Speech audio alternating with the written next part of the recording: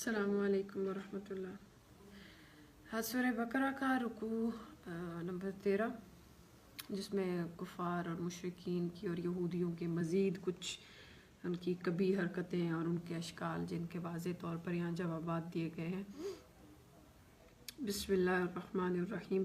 या अय्युहल्लज़ीना आमनू, ए ईमान वालो, ला तक़ूलू राइना वक़ूलू उन्ज़ुरना वस्मऊ वलिल काफिरीना अज़ाबुन अलीम।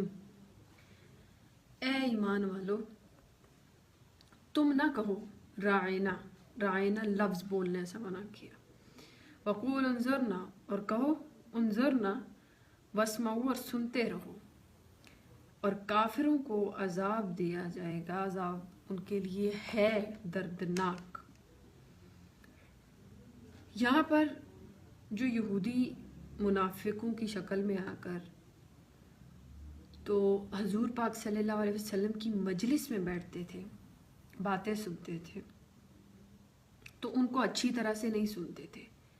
फिर दोबारा पूछने के लिए, दोबारा बात को रिपीट करवाने के लिए बोलते थे राइना, यानी हमारी तरफ मुतवज्जो और हमारी रियायत करो, यानी हमें दोबारा से बात सुनाओ।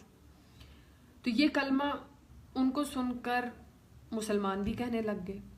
फिर अल्लाह ताला ने मना फरमाया कि ये लफ्ज़ ना कहो, अगर कहना ही है तो बोलो उन्ज़ुरना, यानी हमारी तरफ देखिए, इसके भी माना यही है, हमारी तरफ मुतवज्जा हुई है इसको। और साथ में अल्लाह ताला फरमा रहे वस्मऊ, और फिर गौर से सुनो, यानी एक ही दफ़ा में इतने अच्छे तरीके से सुनो कि दोबारा पूछना ना पड़े कि क्या कहा जा रहा है। उसके बाद बताया गया कि ये जो लफ्ज़ राइना है, ये शरारत में, अब जो कि मुनाफिक थे और वो शरारत इस चीज़ के हवाले से करते थे कि मतलब दबी आवाज़ में बार बार राइना राइना बोलना। अब जब राइना में आइन के बाद या लग जाता है तो इसके माना बन जाते हैं हमारा चरवाहा, और अहमक को भी राइना बोलते हैं। तो इस वजह से फिर अल्लाह ताला ने इस लफ्ज़ को बोला कि ये नहीं बोलना, और उससे अल्लाह ताला यहाँ पर मना फरमा रहे हैं। मा यवद्दुल्लज़ीना कफ़रू मिन अहलिल किताबी, दिल नहीं चाहता उन लोगों का जो काफिर हैं अहले किताब में, वलल मुशरिकीना, और न मुशरिकों में, इस बात को अन युनज़्ज़ला अलैकुम मिन खैरिम मिन रब्बिकुम, कि उतरे तुम पर कोई नेक बात तुम्हारे रब की तरफ से।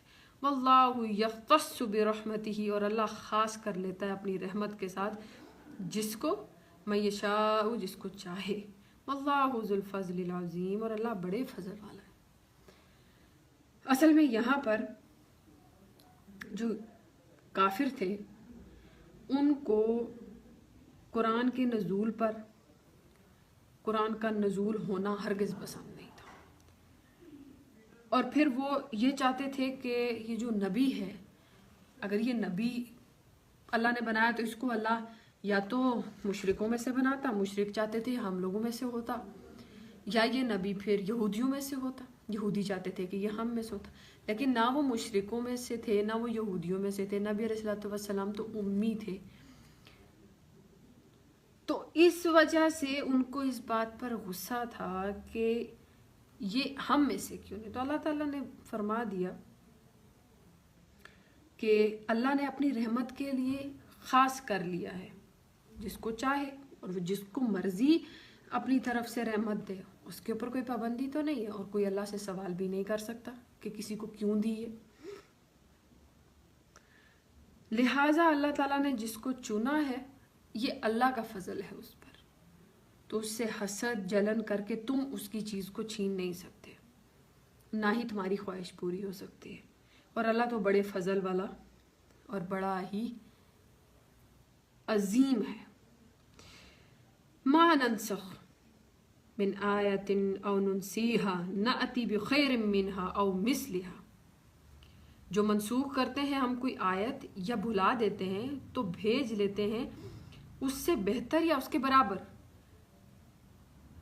अब यहाँ पर क्लियर बात है, अलम तालम अन्नल्लाह अला कुल्ली शैइन कदीर, क्या तुझको मालूम नहीं है कि अल्लाह हर चीज़ पर कादिर है, अल्लाह हर चीज़ पर कुदरत रखता है।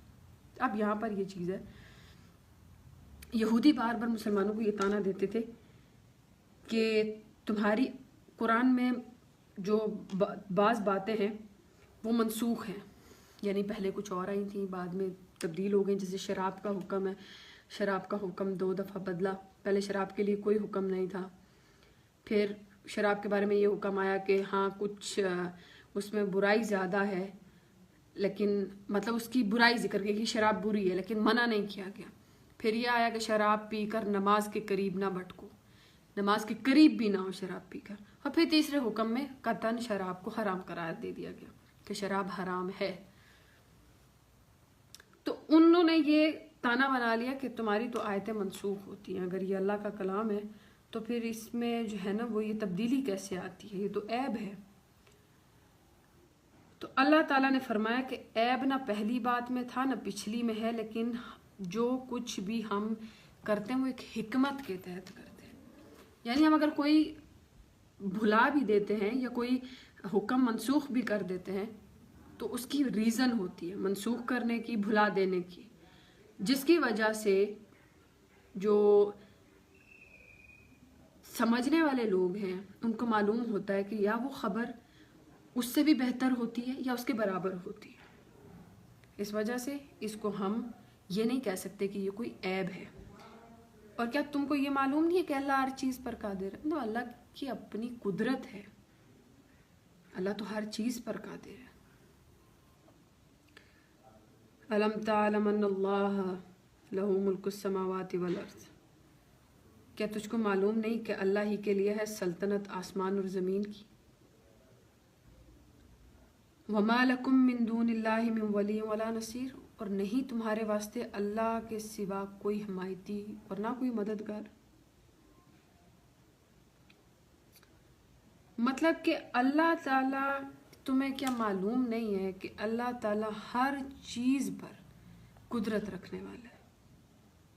یہ زمین آسمان کی ہر چیز کا مالک اللہ ہے، اور تمہارے لیے، تمہارے واسطے اللہ کے سوا نہ کوئی حمایتی ہے اور نہ کوئی مددگار ہے.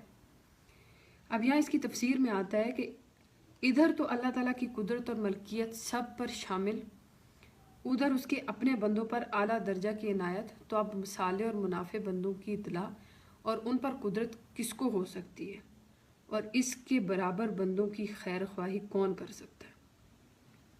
یعنی اللہ تعالیٰ جس طریقے سے اپنے بندوں کی خیر خواہی کرتا ہے، اور جس طرح اللہ تعالیٰ اپنے بندوں، مطلب تم لوگ اب یہ یہودی اور یہ مشرکین مسلمانوں کو تکلیفیں بھی دے رہے تھے نا، اللہ تعالیٰ نے تو کیٹیگوریکلی بتا دیا نا کہ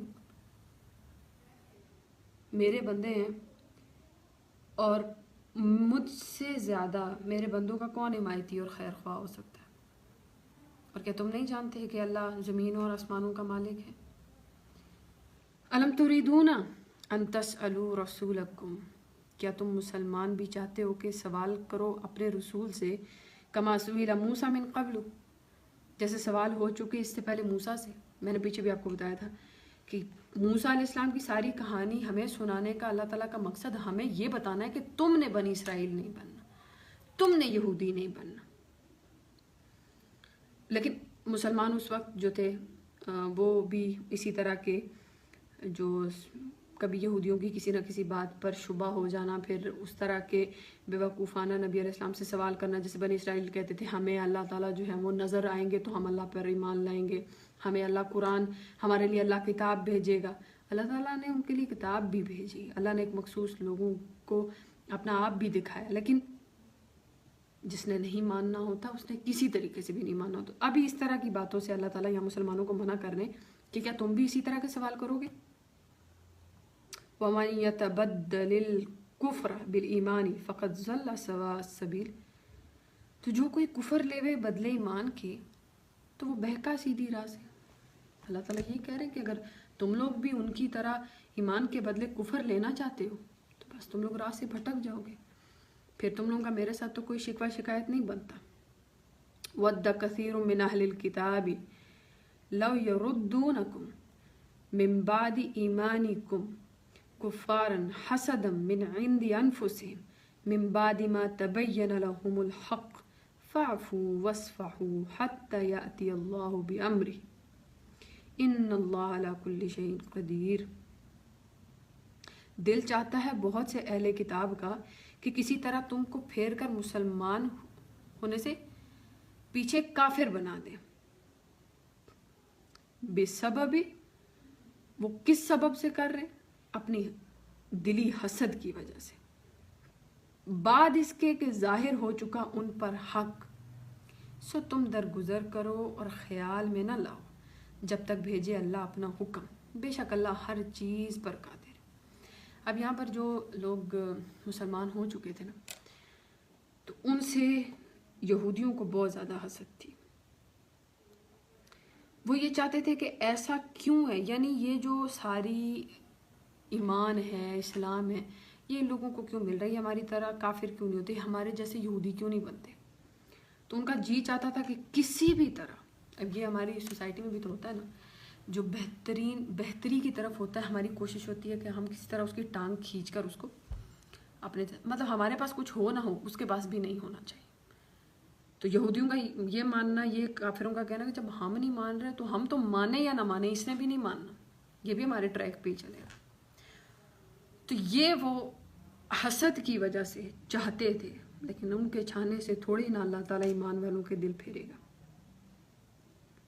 پھر یہاں پر اللہ تعالیٰ کیا کہہ رہے ہیں؟ واعفو وصفحو، یعنی تم درگزر کرو، یعنی یہ جو کچھ بھی بکواس کر رہے ہیں، جو بھی تمہارے خلاف بکتے ہیں یا تمہیں جو بھی مرگلاتے ہیں، اس کو تم درگزر کرو اور اپنے گول پر نظر رکھو.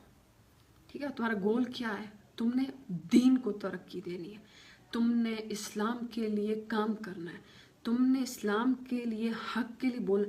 ان لوگوں کو چھوڑ دو، ان کا ایک وقت آئے گا جب میں تمہیں حکم دوں گا، ان سے نبٹ لینا، ابھی ان سے درگزر کرو. یہ جو وصفہ ہوتا ہے نا، یہ صفا سے، صفا جو ہم بولتے ہیں نا، صفا اور ورق، تو ابھی جو ورق ہوتا ہے نا، یہ پورا ایک ورق ہے، ادھر بھی ادھر بھی، لیکن صفا یہ ہے ایک سائڈ.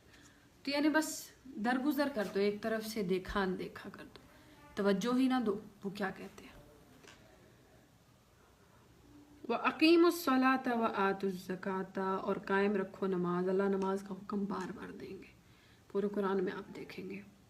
وَآتُوا الزَّكَاةَ، اور دیتے رہو زکوٰۃ. وَمَا تُقَدِّمُوا، اور جو کچھ آگے بھیج دو گے، لِأَنفُسِكُم مِّن خَيْرٍ، اپنے واسطے بھلائی پاؤ گے، تجدوہ عند اللہ، اس کو اللہ کے پاس، اس کو اللہ کے پاس تم موجود پاؤ گے.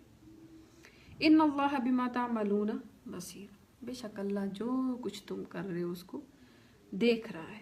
وقالوا لن يدخل الجنة الا من كان هودا او نصارى تلك امانيهم قل هاتوا برهانكم ان كنتم صادقين، اور کہتے ہیں کہ ہرگز نہ جاویں گے جنت میں مگر جو ہوں گے یہودی یا نصارہ.